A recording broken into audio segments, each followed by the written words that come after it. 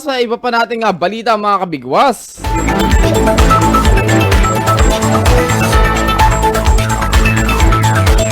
Para pa rin sa ating balitang nasyonal, desisyon ng DOTR at LTFRB na wag nang ipagpilitan ang paggamit ng GPS tracking device sa mga PUB driver, pinuri ni Senator Joel Villanueva, at ang balitang yan ay ihatid sa atin ni kasamang Roberto Villegas. Itinampok ni Senador Joel Villanueva ang naging kapasyahan ng Department of Transportation o DOTR at Land Transportation Franchising and Regulatory Board o LTFRB na wag nang ipatupad ang sapilitang paggamit ng GPS tracking device para sa mga public utility vehicle o PUV drivers na kasapi sa Service Contracting Program.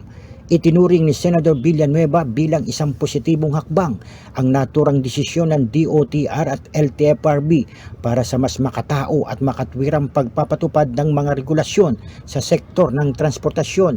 Pinasalamatan din ng nabanggit na senador ang pagiging bukas ng DOTR sa mga suwestyon at hinaing na mga tsuper na pinag-usapan sa pagdinig ng Senate Protect Committee kamakailan. Ipinuntos pa ni Villanueva na mahalagang maibsan ang mga dagdag pasanin na gastusin sa mga manggagawa sa transportation sector bunsod na patuloy na krisis sa langis. Isinaad din ng mababatas na mas makatwiran lang na suporta ang naturang sektor para makabangon ito mula sa epekto ng mataas na presyo ng petrolyo.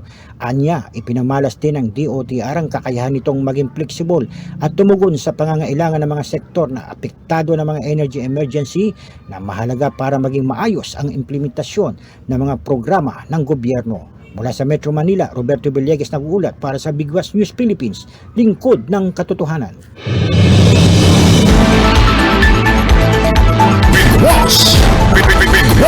Maraming salamat kasamang Roberto Villegas para pa rin sa ating balitang nasyonal.